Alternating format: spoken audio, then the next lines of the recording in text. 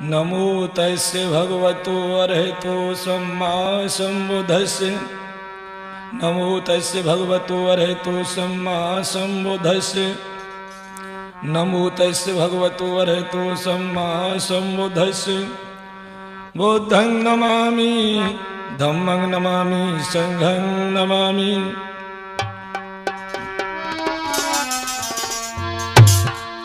भारत में बौद्धों की अब सख्त जरूरत है।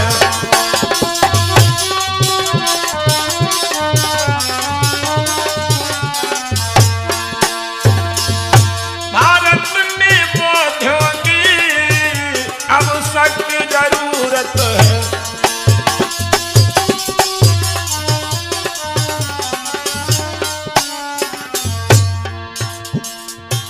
धम्मालोकु संकिसा वाले जो दीक्षा गुरु हमारे। याद रखें आप लोग, धम्मालोकु संकिसा वाले जो दीक्षा गुरु हमारे। धम्मालोकु से भिक्षुओं की अब सख्त जरूरत है।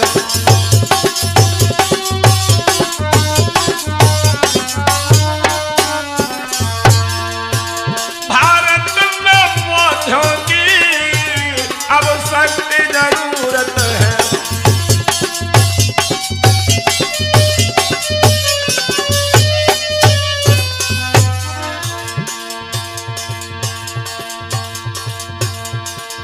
बाबा साहब हमारे, पूज्य बाबा साहब, बाबा साहब हमारे संविधान बनाने वाले। बाबा साहब से वीरों की अब सख्त जरूरत है।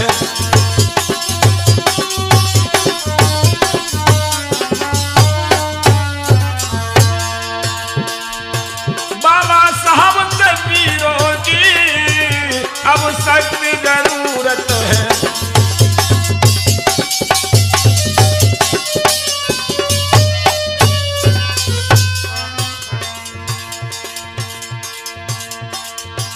श्यामो सुंदर है नगला कुआं वाले। श्यामो सुंदर है मैनपुरी वाले। भगवान बुद्ध के प्यारे। श्याम सुंदर से बौद्धों की अब सख्त जरूरत है।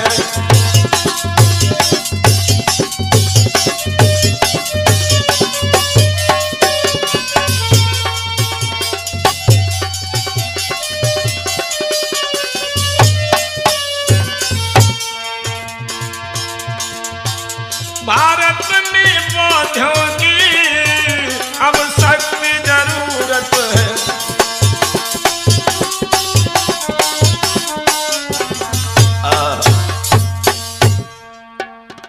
आइए हम आप लोगों को एसआर कैसेट के माध्यम से समाज में व्याप्त कुरीतियां, अंधविश्वास में जकड़े हुए समाज को एक अच्छा रास्ता सुनेंगे आप लोग। समाज अंधविश्वास में कैसे जकड़ा है।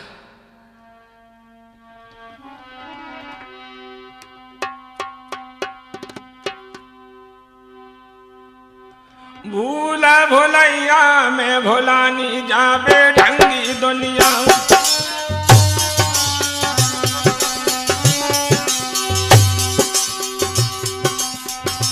भूला भोलैया में भोलानी जाबे ढंगी दुनिया।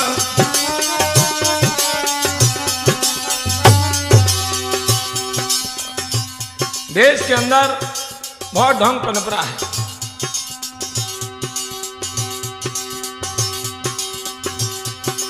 समाज में आपने देखा है, माता पिता की सेवा नहीं करना चाहते हैं।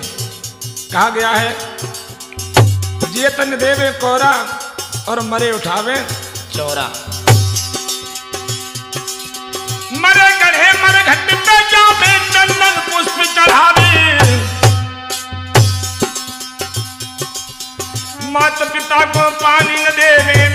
श्राद्ध चाहबे बेढंगी दुनिया, भूला भुलैया में भोला नहीं जावे ढंगी दुनिया।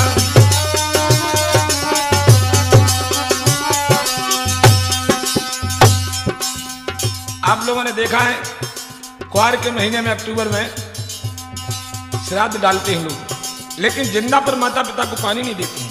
ध्यान रखना, जिंदा पर पिता को पानी देना सबसे बड़ा धर्म है।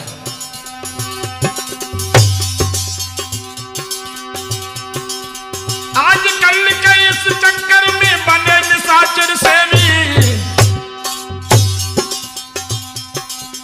बुद्धि विवेक काम न लेवे पूजे देवा देवी बेढंगी दुनिया, भूला भुलैया में भोला नहीं जावे ढंगी दुनिया।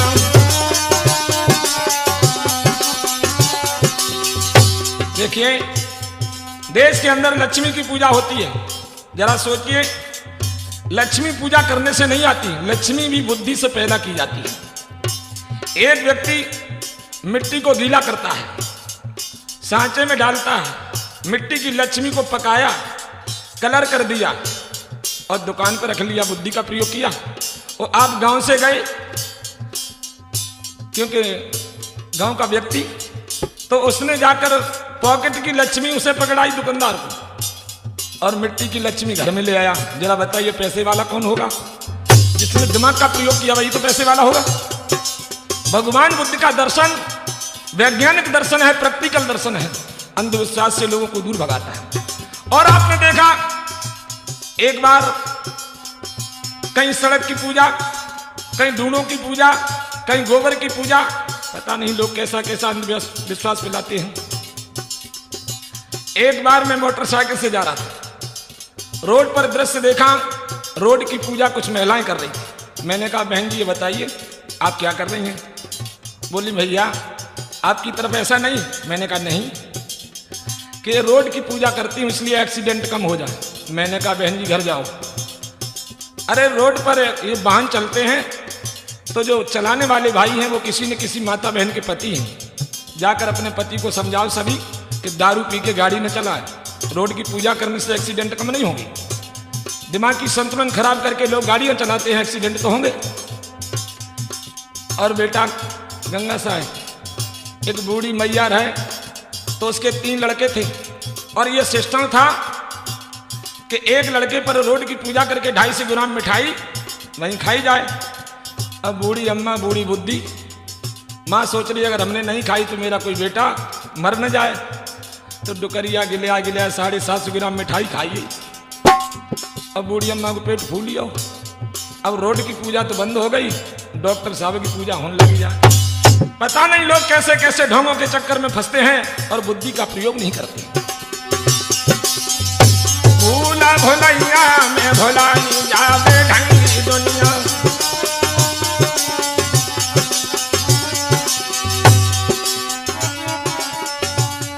बादल फाड़ नए ढोंगे ने, जे पूजा नई सड़क, बादल फाड़ नए ढोंगे ने।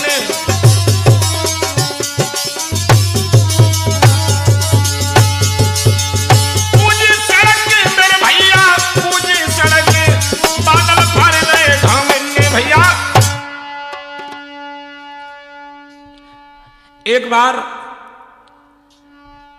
हम मैनपुरी से चलकर अपने गांव नंगला कुआं किशनी रोड पर पड़ता है जा रहे थे, तो भामत पुल के पास एक वृक्ष के नीचे 2 बहनें बैठी थीं, आपस में बातें कर रही थी। मैंने मोटरसाइकिल रोकी। उसमें एक बहन ऐसी थी जिसके बदन पे फटे हुए कपड़े आज के आधुनिक परिवेश में, तो मैं खड़ा हो गया। वो आपस में बातें कर रही थी, मैं उनकी बातें सुनता रहा। बाद में पास में पहुंचा और मेरी अंदर की आवाज नहीं रुकी, तो मैंने उस बहन से पूछ दिया, अरे बहन जी बताइए भैया, ये बताइए आज के परिवेश में अगर आपका पति मजदूरी भी करे फिर भी बदन पे कपड़े ठीक हो सकते हैं आपके? ये तो सभी वस्त्र फटे हुए हैं, इसका कारण क्या है? क्या बता सकती हैं आप? बता सकती हूँ भैया, क्या बताऊँ। मेरा पति काम तो करता है और कमाता भी बहुत है, लेकिन उसके मन में कुछ आडंबर ज्यादा हो गया, इसीलिए हमारी ये दशा हो गई है। अच्छा बहन, बताऊं मैं आपको कि मेरे पति की हालत कैसी है? बताइए बहन जी। कैसे फंद छूटे मेरे भैया, कैसे फंद छूटे मेरे भैया, भूतन की बीमारी से हट जा पिया हजारी से।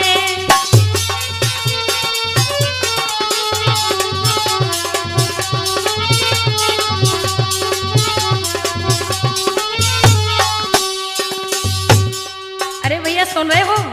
बहन जी सब कुछ सुन रहा हूँ, अपनी बात। कैसे फंद छूटे मेरे भैया, भूतन की बीमारी से हटवा पिया हजारी से।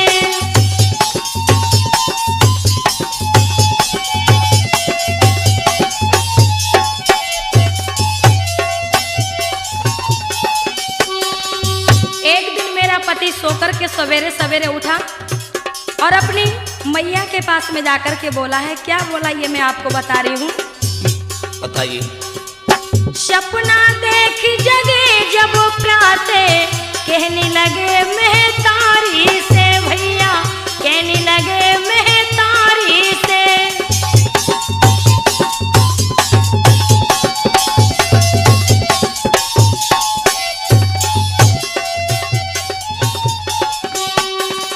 सपनों देखो आज मात मेरी, बात भई पथमारी से भैया, बात भई पथमारी से।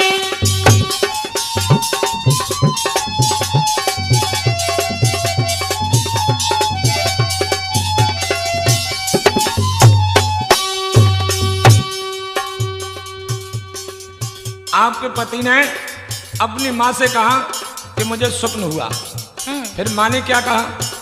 मेरे पति ने अपनी माँ से कहा कि मुझे स्वप्न हुआ और स्वप्न में मैंने ये देखा कि मुझसे कोई कह रहा है कि मैं नेजा चढ़ाऊं। और फिर हमारे पति की माँ ने कहा कि बेटा तुम मंदिर चले जाओ, किसी पुजारी से जाकर के पूछ लो। फिर आगे क्या हुआ? सपनों देख चले फिर घर से, पूछी जाए पुजारी से भैया, पूछी जाए पुजारी से।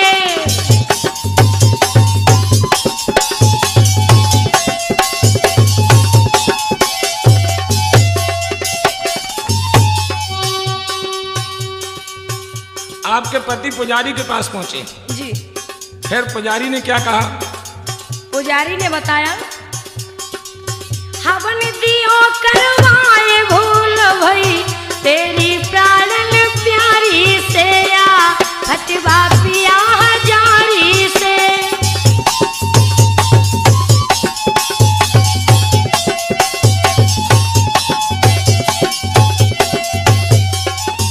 और उसके बाद में केवल स्वप्न के ऊपर पुजारी जी ने हवन बता दिया? हाँ। अच्छा बहन जी। उसके बाद मेरे पति जी मंदिर से लौटे और जानते हो क्या किया? बताइए। कहूँ भ्रात में सुनो अभी गयो, शीत फूल ले हर जाई भैया, शीत फूल ले हर जाई। इन्हें आपका गहना उतरवा लिया। हाँ। हवन के चक्कर में। जेवर गहना गिरमी रख दयो, सामा सब धर दई जाई भैया, सामा सब धर दई जाई।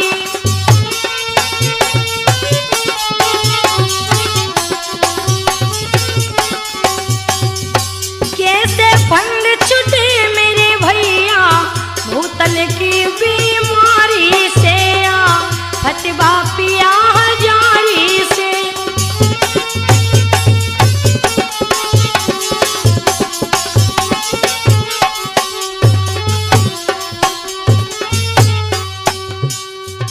तो बहन जी ये बात है। हाँ। इन्हीं स्वप्न के ऊपर पति हवन के चक्कर में फंस गया।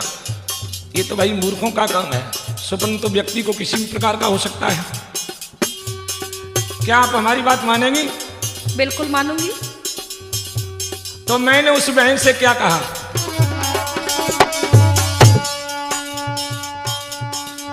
तो श्याम सुंदर मायाई ऐसे रहे समझाई है बहना, ऐसे रहे समझाई है।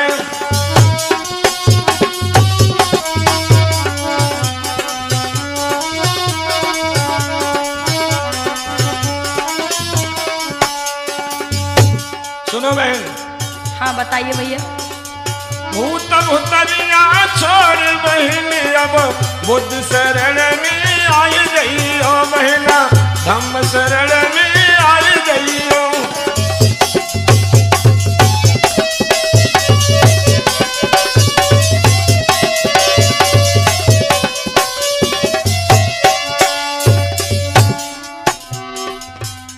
बहन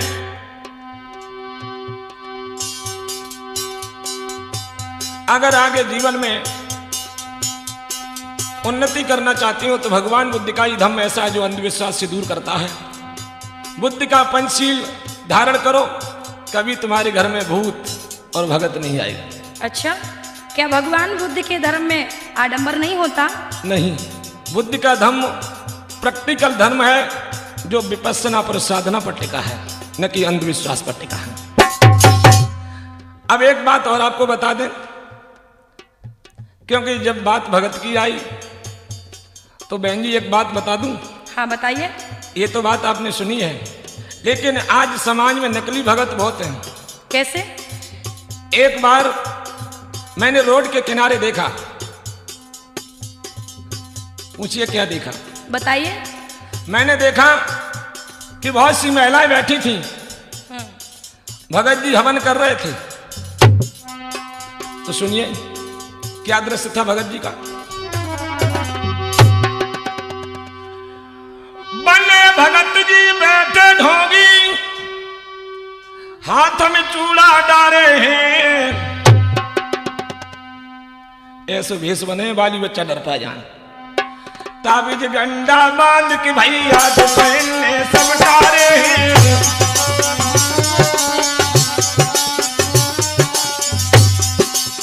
बहन जी ऐसे भक्तों से भी बचकर रहना है।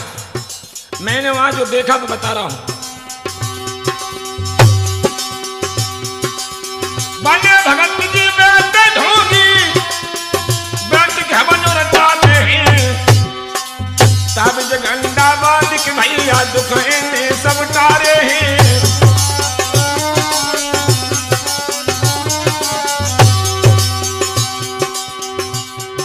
फिर आंखों से दृश्य देखा, कुछ महिलाएं बैठी थी, हवन चल रहा था और भगत जी ने शुद्ध घी जो गरीबों को खाने को नहीं मिलता है। आज भी देश के अंदर ऐसे लोग हैं, पूरा जीवन गुजर गया लेकिन शुद्ध घी को नहीं देखा। लेकिन वो भगत जी शुद्ध घी को अग्नि में डाला और डालने के बाद अपने कमरे में जाते हैं और मैं खड़ा खड़ा देख रहा, दारू की बोतल रखी है कमरा में। अब भगत जी ने दारू पी। आप लोग जानते हैं मनुष्य जब दारू पीता है तो दिमाग की संतुलन खराब होता है। दारू पी के आंखें भई लाल, क्योंकि दारू में एल्कोहल होता है। एल्कोहल जो माइंड पे असर करता है, जरा ध्यान से सुनिए। एक ग्रामोटेन नाम का नशीला पदार्थ होता है जो खाना से बनता है और दारू उस पर असर छोड़ती है। तो भगत जी दारू पी के निकले कमरा के बाहर। अब भगत जी की भाई आंखें लाल।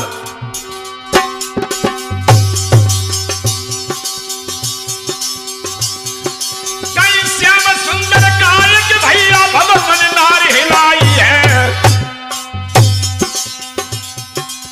अब दारू के नशा भगत जी की गर्दन हिलने लगी। अब जो वहां महिलाएं बैठी क्या सोचने लगी, हमें जब मालूम पता देवी मैया आई, देवी मैया।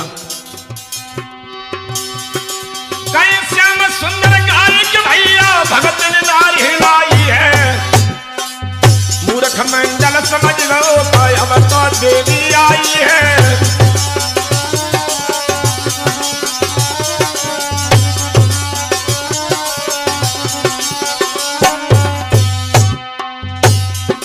अब जो महिलाएं बैठी, भगत जी की आंखें लाल हो गई दारू में। महिलाएं सोचने लगी, ऐसा लगता अब देवी मैया आई, देवी मैया। अब कोई 2.5 रुपया लेके दौड़े, कोई 20 आना लेके दौड़े, कोई 5 रुपया चढ़ाए कि देवी मैया आई। अब भगतरा की आंखें लाल काहे के मारे, दारू की नशा में कैसे कैसे लोग शोषण करते हैं। ऐसे आडंबरबाजों से बच के रहियो मेरे भैया, ऐसे आडंबरबाजों से।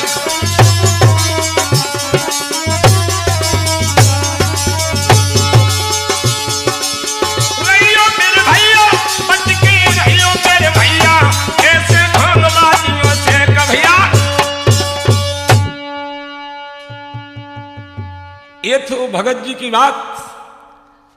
फिर आंखें लाल भगत जी खेलने लगे दारू के नशा में। अब कोई कहे मैया दूध की धारणाएं लगाए पाई हमने।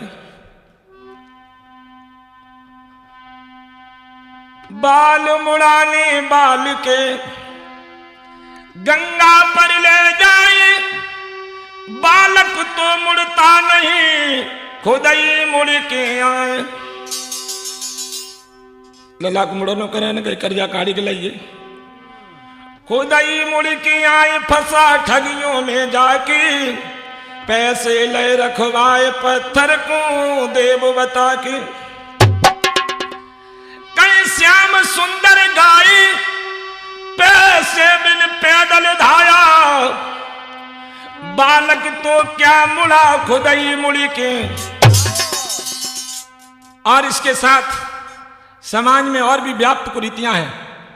एक मुझे बात याद आती, वैसे तो लोग कहते बौद्ध धर्म वाले पत्थर मूर्ति का खंडन करते हैं, लेकिन नहीं, जरा बुद्धि लगाइए। भगवान बुद्ध की भी मूर्ति पत्थर की है। अगर खंडन है तो किसका और मंडन है तो किसका है। एक बार की बात, एक बुद्धिस्ट परिवार की लड़की और उसकी शादी कर दी गई। जब ससुराल में जाती तो देखिए क्या होता है, मुझे बात याद आ रही। था नाम सुजाता लड़की का, जो बौद्ध धम्म की अनुयायी, जो बुद्ध धम्म की अनुयायी।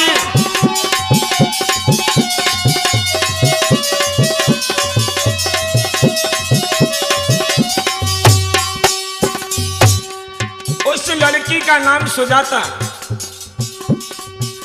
था, नाम सुजाता बेटी का,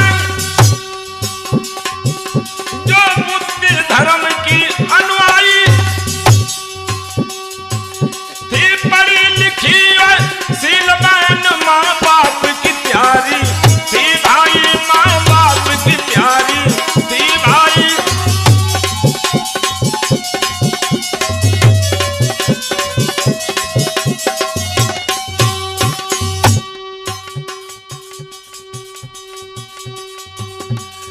विवाह हुआ जब बेटी का, ससुराल में पहुंची है जाई।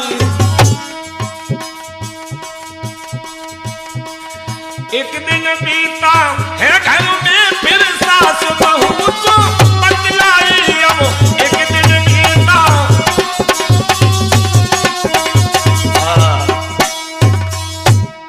आज लड़की ससुराल में पहुंची तो आप लोग जानते हैं, जब किसी बेटी की शादी होकर ससुराल को जाती है, एक दिन बीतने के बाद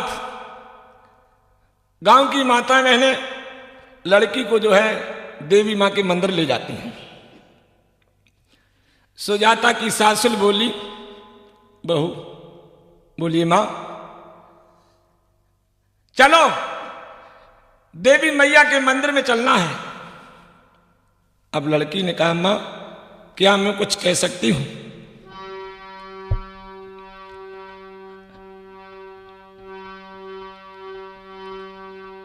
देवी मैया सिंदूर अमर करती है। लड़की बोली मैया तुमसे ही जन्मे पति मेरे, तुम ही स्वाग निर्माता हो, मैं तो करूं तुम्हारी ही सेवा, दुर्गे मां से क्या नाता हो।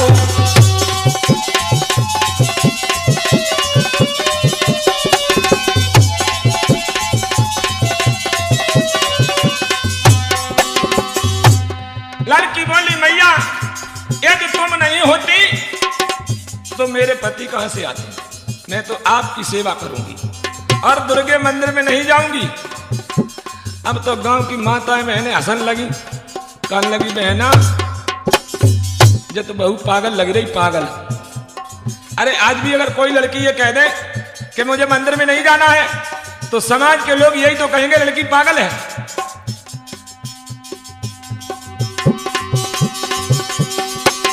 तुमसे ही जन्मे पति मेरे, अब तुम ही स्वर्ग निर्माता हो।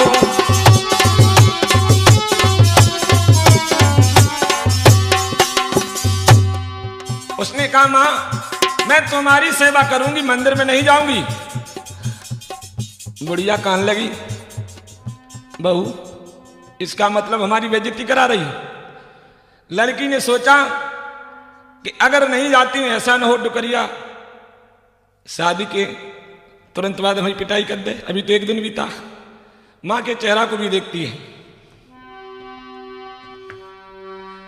नाराज देख कर सासुर को चल पड़ी सुजाता घबरा कर,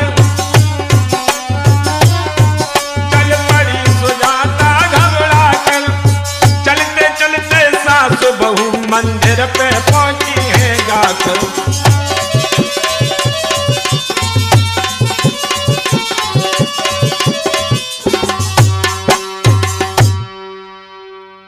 आज नगर की माता बहनें और वो सुजाता बेटी जब मंदिर के पास में पहुंचती है तो अपनी सासुर से बोली, आप लोगों ने देखा है कि मंदिर के बाहर जहां पुराने मंदिर हैं तो लोग पत्थर के सिपाही बना देते हैं और भाला भी पकड़ा देते हैं। लड़की चीख कर बोली मां, मां ये सिपाही हमारे पेट में भाला भोंक रहे। डुकरिया कहते बहू काय को हमें बेइज्जती कराई रही। अरे ये पत्थर के सिपाही हैं, इनके अंदर शक्ति नहीं, ये कारीगर ने बनाई, ये भाला नहीं मारेंगे। ठीक है मां। आगे बढ़ी, देखा तो मंदिर के गेट पर शेर बने हुए, शेर। शेरों को देखकर लड़की बोली मां देखा नजारा लड़की ने, देखा नजारा लड़की ने, जहां शेर खड़े हैं मोबा कर, जहां शेर खड़े हैं मोबा कर।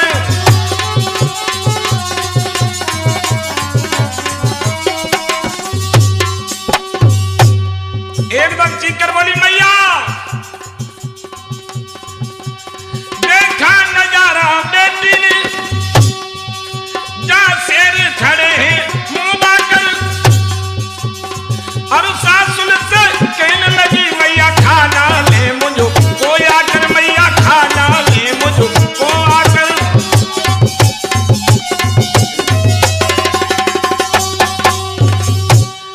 लड़की बोली मां देखिए शेर बने हैं, मुंह फाड़ रहे, मुझे खा लेंगे।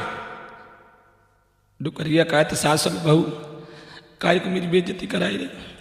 अब गांव की माताएं बहनें सब हंसी रही।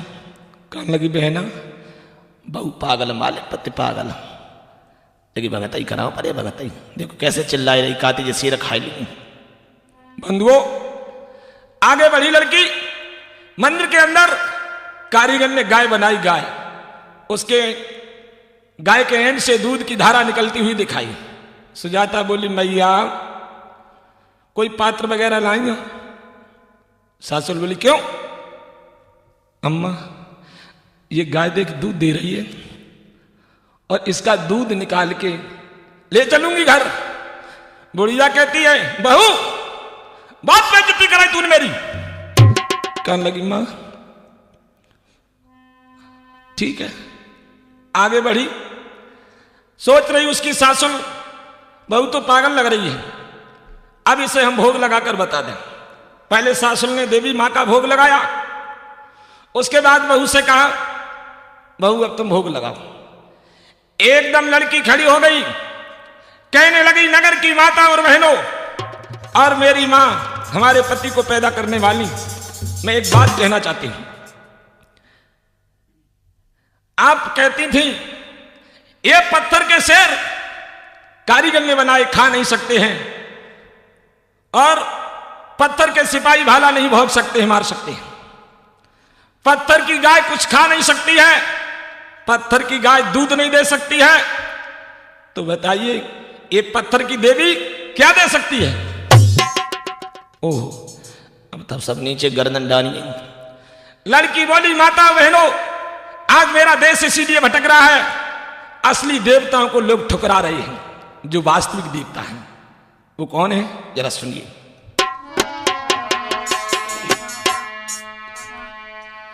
घर ही में देव मनैबो, मंदिरों में नहीं जेबो बहना। घर ही में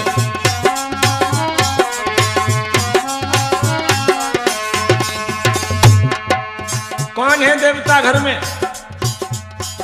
सास तुम्हारी देवी, ससुर तुम्हारे देवा। सास तुम्हारी देवी,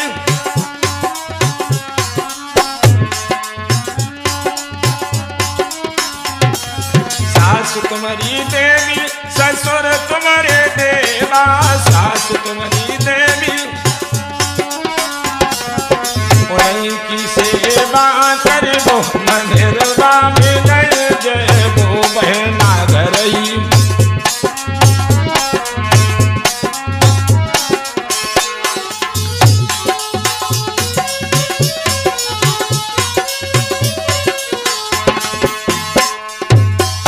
लेकिन आजकल आप लोग जमाना देख रहे हो, जिस मां ने पति को जन्म दिया असली देवी सासुल होती, और अगर सासुल ने कुछ कह दिया तो पकड़ चुटैया आंगन में दे मारी।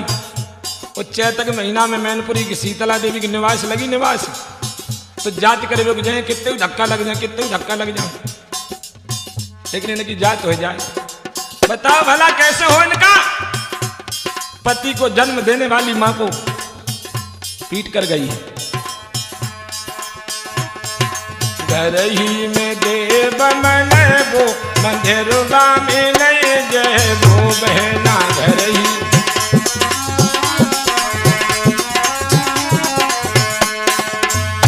और सुनिए, जेठ तुम्हारे जखई, जेठानी तुम्हारी भैया। जेठ तुम्हारे जखई,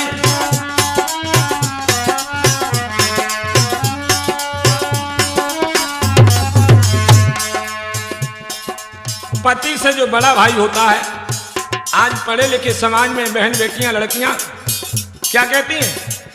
दादाजी, भाई साहब। लेकिन गांव की भाषा में आज भी बड़े भाई को जो पति से बड़ा है उसे जेठ कहा जाता है।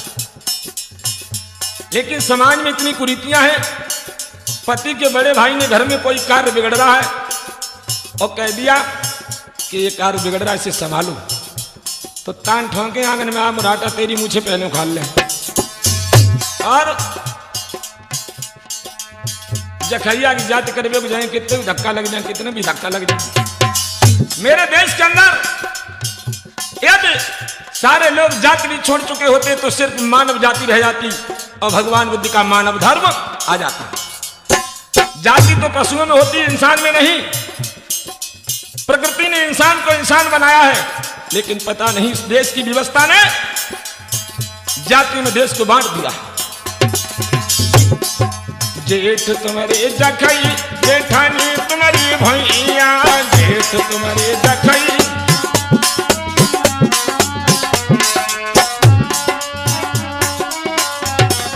वो नहीं की सेवा करबो, मंदिरवा में नहीं जेबो बहना। घर ही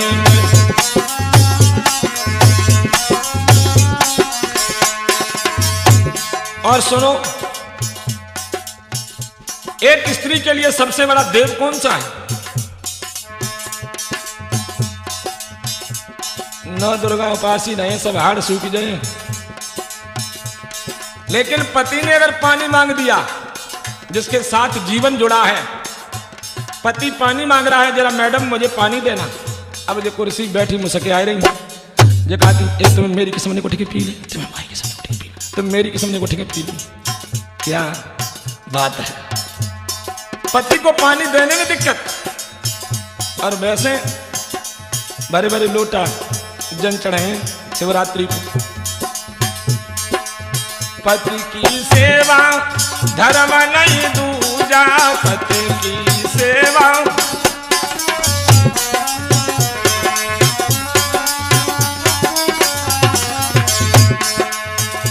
एक स्त्री के लिए पति से बढ़कर कोई दुनिया में देवता नहीं, जो सारी समस्याओं को सुनता है। और प्रत्येक महापुरुष ने हमें रास्ता दिया है। उन महापुरुषों ने यह नहीं कहा कि तुम हमारी पूजा करते रहो और गलत काम करते रहो, है ना। महापुरुषों ने कहा है कि समाज में शील सिद्धांत नियम उनका पालन करो, तब तुम्हारा कल्याण होगा। लेकिन आज जमाना उल्टा है, दिखावटी पूजा बहुत करता है लेकिन संस्कार जीवन में नहीं उतारता है।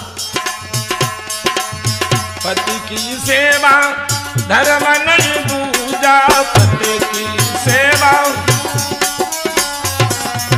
खूब सलाह से रेबो मंदिरवा में नहीं जेबो, बहना घर ही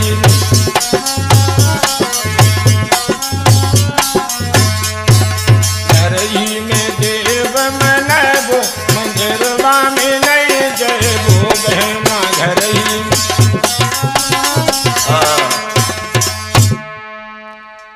लेकिन इसका कारण जानते हो, समाज में अंधविश्वास क्यों पनप रहा है। धर्म उपदेश करने वाले भी, चाहे कोई भी सही, किसी ने कहा है, क्या कहा, गुरु करो छान के पानी पियो जान के। गुरु को छान लो चारों तरफ। क्यों?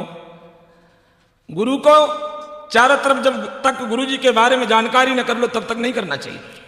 और पानी को जान लिए, जाने पहले कुछ पानी में कुछ भी मिला दो, ऐसे पदार्थ हैं जो रासायनिक पदार्थ जो वो छानने से छन जाएंगे। पानी को जानो और गुरु को भी छानो चारों तरफ। एक नकली गुरु की बात याद आएगी।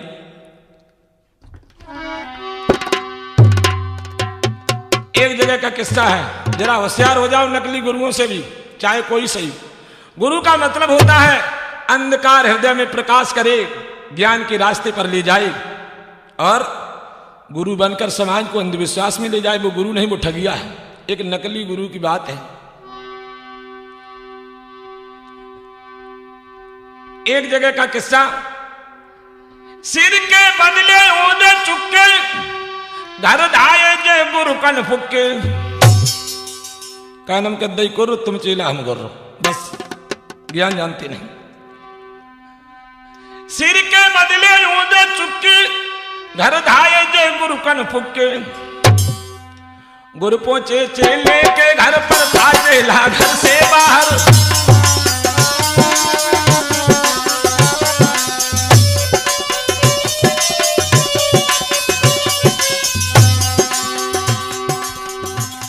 गुरुजी जाकर पहुंचे, कुंडी खटखटाई। अब चेला तो घर नहीं था, लेकिन उसकी पत्नी थी, बाहर ही नकली गुरु।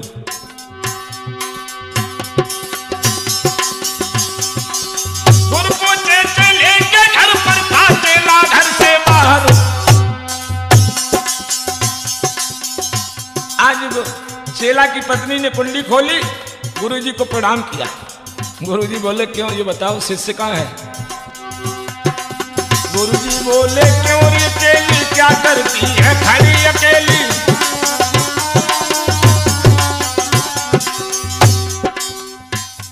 मुझे तो कहने में शर्म आ रही नकली गुरु की बात। ओहो, देखा गुरु ने चेला नहीं। गुरुजी बोले क्यों रे चेली, क्या करती है खड़ी अकेली। गुरु ने हाथ कमर डाला, जकड़ लही मृदवाला। अरे धोनी नीच। आज उस दुष्कर्मी गुरु ने उस महिला की इज्जत से खिलवाड़ कर दी। ओह, थोड़ी देर में चेला आ गया।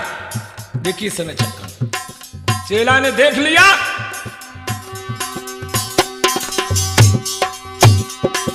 तब तक घर पर चेला आया। देख के चक्कर हुआ, चक्कर आया। चेला ने देखा बारे गुरुजी। अब गुरुजी बोले चेला नहीं नहीं नहीं नहीं, कोई बात नहीं। अब देखिए ठगिया फिर उपदेश करने लगा।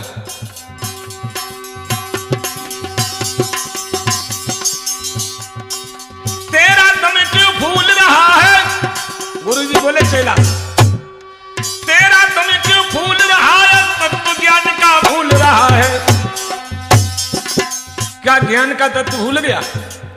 और क्या बोला ठगिया? मैं हूं ब्रह्म, ब्रह्म ही चेली, ब्रह्मा के संग खेली है। अरे ठगिया कहता मैं हूं ब्रह्म, ब्रह्म ही चेली, ब्रह्मा के संग खेली, खुद को ब्रह्मा कहने लगा।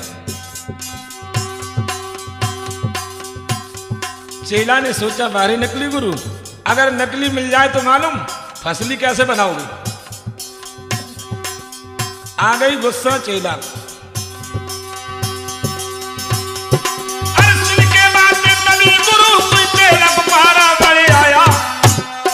लेकर जूता तभी तो वही चेला आगे बढ़ आया।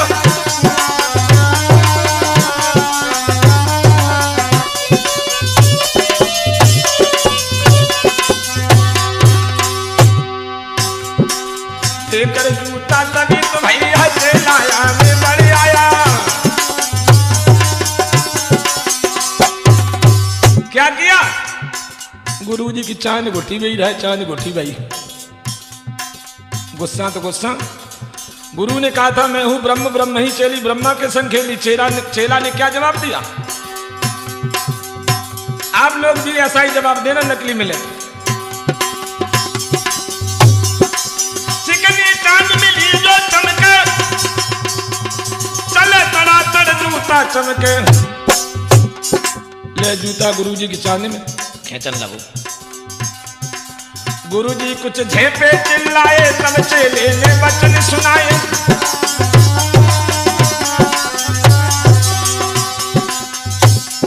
गुरुजी चिल्लाए तो चेला बोला गुरुजी आप तो ज्ञान भूल गए। क्या जवाब दिया उस चेला ने? बना चरम का जूता मेरा और चरम का सिर ये तेरा। गुरुजी चरम जूता चरम की चांद। जैसे गुरुजी ने कहा मैं हूं ब्रह्म, ब्रह्म ही चेली, ब्रह्मा की संग खेली, तो उसने भी जवाब दे दिया। बना चरम का जूता मेरा और चरम का सिर ये तेरा। चरम चरम मिले होता है तो तुम्हें भय होता है।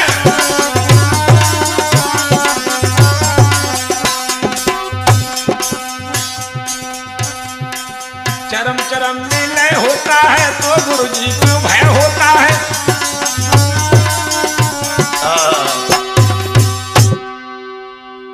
इसी प्रकार ठगिया गुरुओं ने विदेश को बर्बाद किया है। जरा होशियार हो जाओ, गुरु को छान लो पहले, उसकी बात करो। और देखिए इसका कारण जानते हो ऐसा क्यों हो रहा है? ये अंधविश्वास देश में क्यों पनप रहा है? इसका भी कारण है अशिक्षा। सब कुछ होने के बाद भी आज भी देश में अशिक्षा है, जो होना चाहिए वो नहीं है। अन्य देशों में शिक्षा का स्तर बहुत ऊंचा है भारत से। एक हमें बात याद आ रही, शिक्षा और अशिक्षा में कैसा फर्क आज के परिवेश में नहीं है। और पीछे जाइए, जब गांव में कहीं एक आदमी ढूंढे, पढ़े लिखे मिलते थे ढूंढने से। एक पढ़ी लिखी लड़की की शादी एक अनपढ़ लड़के के साथ में कर दी गई। और मालूम है आज भी भारत में अगर पैसा नहीं है, भाषण तो सब देते हैं दहेज के ऊपर, लेकिन मानता कोई नहीं। पढ़ी लिखी लड़की की शादी अनपढ़ के लिए की गई, मजबूरी में पैसा नहीं। एक दिन उस अनपढ़ का हाल सुनाऊं, जरा ध्यान से सुनिए। एक दिन की बात, वो अनपढ़ लड़का अपनी मां से बोला मैया कुछ बुद्धि से भी ऐसा बिना पढ़ा लिखा कि मैं ससुराल जाना चाहता हूं। लेकिन इस मूर्ख ने यह नहीं सोचा कि मैं पहली विदा कराने के लिए किसी को साथ में ले जाऊं। सुनिए, जाकर के बस पर बैठ गया। कैसे चला? हाल सुनो चितलाई एक बिना पढ़े को, हाल सुनो चितलाई।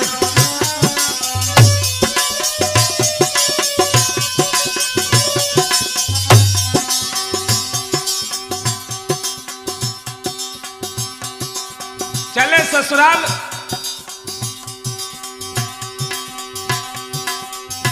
हाल सुनो चितलाई एक बिना पढ़े को,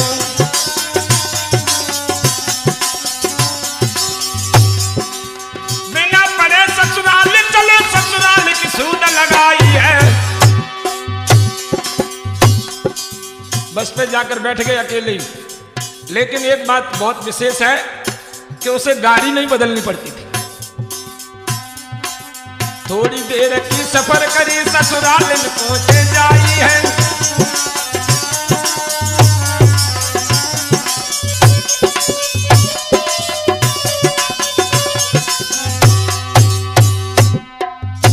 थोड़ा समय यात्रा में लगा। रोड से थोड़ी दूर हटकर उसका जो ससुराल का गांव है, और ससुराल जहां है उसका मकान जो है, इसकी पत्नी का जो मकान है उसका गेट रोड साइड में है। जैसे ही बस रुकी उतरे, चले हैं। इसकी साली ने देखा गाड़ी रुकी, हमें ऐसा लगता कि जीजा जी आए रे।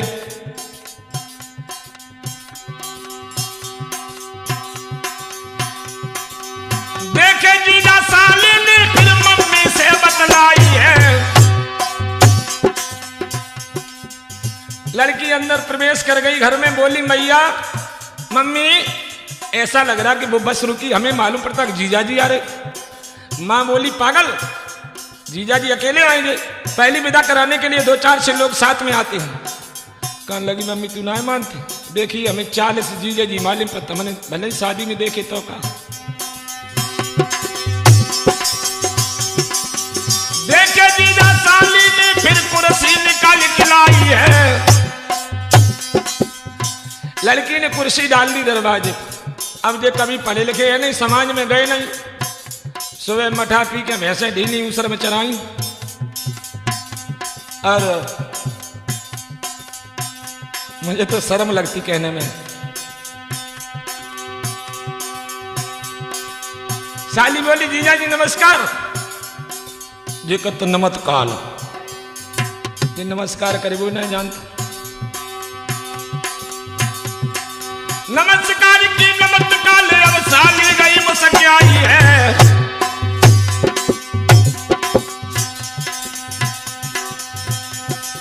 घर में जाकर मम्मी से अपनी बेटी को बतलाई है।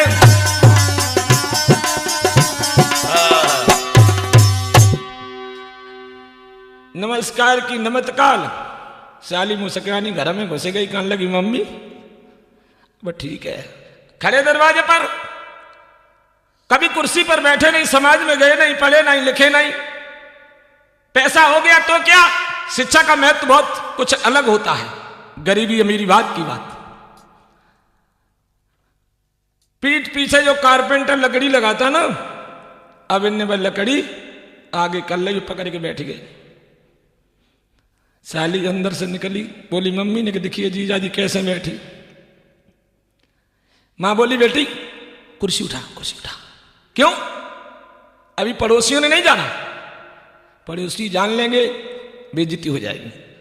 तुम्हारे पिता के पास पैसा नहीं था, इसलिए मजबूरी में अनपढ़ के लिए तुम्हारी बहन की शादी की। मजबूरियां, वाह, दहेज प्रथा। कुर्सी उठाकर अंदर डाली, और जब अंदर डाली तो आप लोग जानते सबसे पहले चाय आती बन के। अब इन्होंने कभी चाय पी नहीं, न समाज में गए।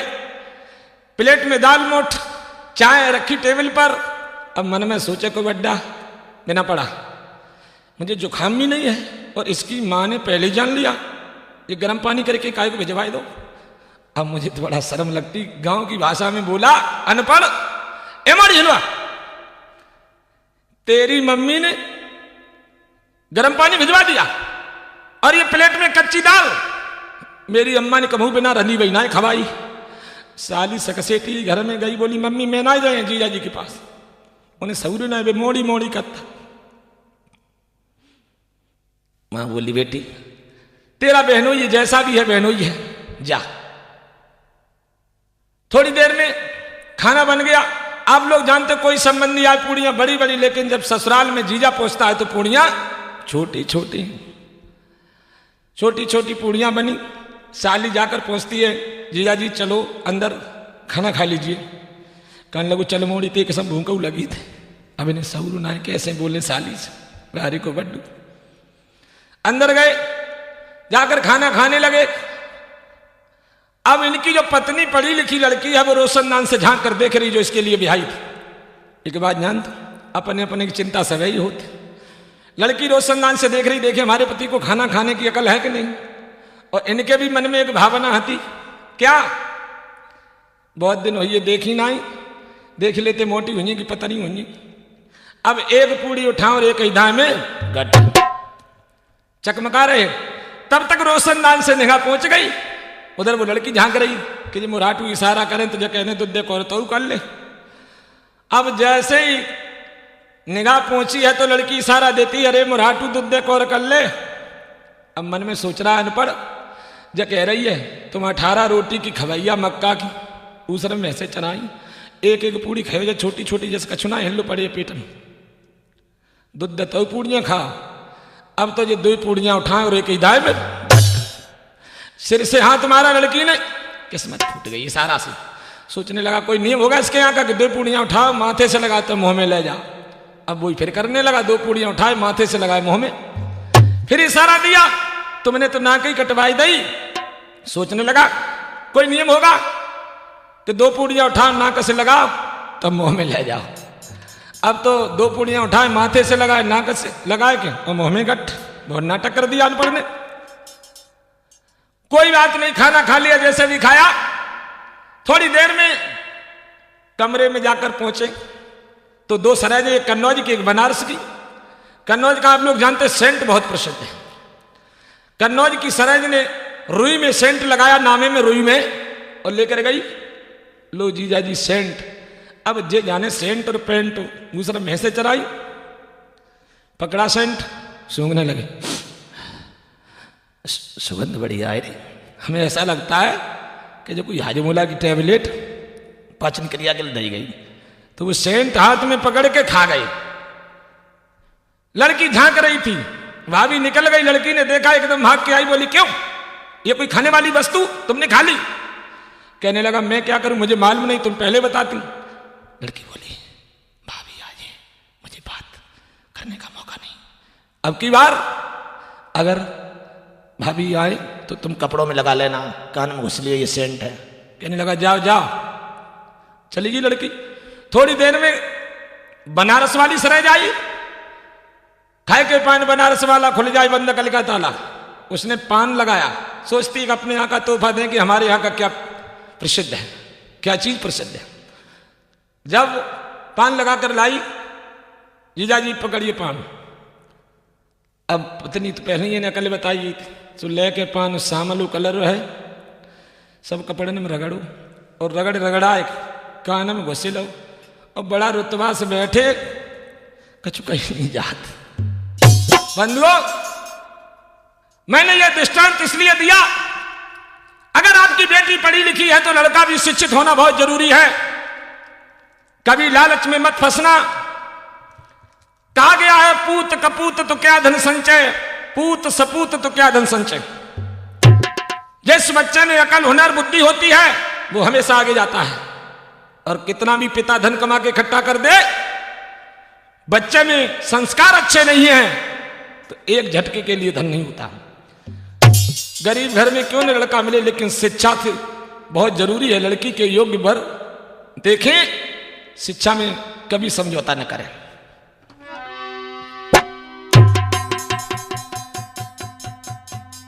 और मुझे एक बात याद आती है, मुझे तो शर्म आती है, इस देश में शिक्षा होने के बाद भी लोग पागलों जैसा काम करते हैं।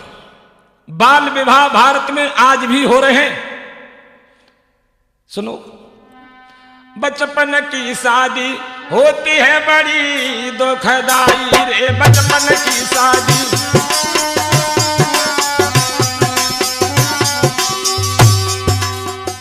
जब बचपन पे शादी करते हो तो बीमारियां पैदा होती हैं।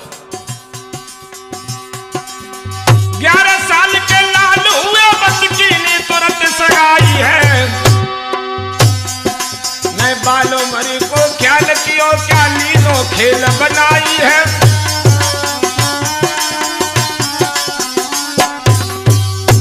बाल अवस्था में शादी कर दी एक लड़के की और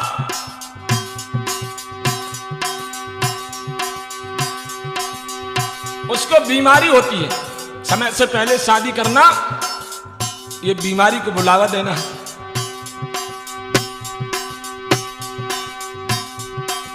दांत छीड़ से दांत छीड़ भाव भाई फिर में की बीमारी। शर्म के मारे कहे कुमर नानित पूछे मेहतारी।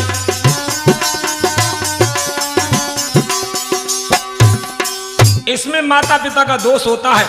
बाल विवाह में बच्चे की शादी कर दी, बीमारी बन गई बाल अवस्था में। माता पिता चेहरा देखते हैं लेकिन वो कह नहीं पा रहा है, प्रमेह की बीमारी पैदा हो गई। अब संतान उत्पत्ति नहीं कर पा रहा है, तब भी माता पिता का कहते वो भात नारायण पूजे रहे देव मनाई है। और जो संतान चले बेटा के यज्ञ में करवाई है।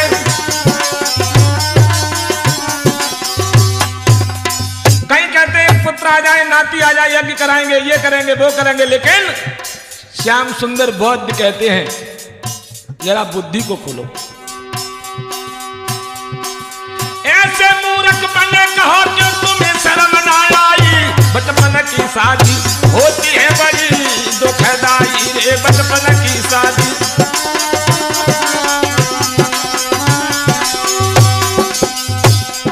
बचपन की शादी होती है बड़ी दुखदाई रे, बचपन की शादी। बंधुओं, आप इन कुरीतियों से अवश्य मुक्ति पाएं। समाज में अंधविश्वासी मनुष्य का पतन का रास्ता है। एक तो गुलामी थी, अंग्रेज गुलाम किए थे, अंग्रेज तो चले गए, लेकिन मानसिक गुलामी आज भी देश में। और मानसिक गुलामी एक बहुत बड़ा रोग है। ये बुद्ध के धम्म के द्वारा, बाबा साहब के मिशन के द्वारा, भगवान बुद्ध की वाणी के उपदेश विपස්සना के द्वारा मन को शांति आ सकती है और आडंबरों से मनुष्य मुक्ति पा सकता है।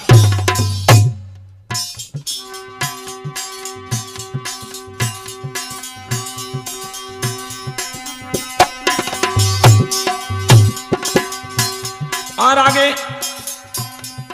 हम अपना पता बता दें। आज से नहीं 22 वर्षों से बुद्ध और बाबा साहब के चरित्र को कहा श्याम सुंदर बौद्ध मैनपुरी। और हम लोग श्याम सुंदर बौद्ध रायश्री बौद्ध, आप लोगों ने नाम सुना है, जनपद मैनपुरी पड़ता है।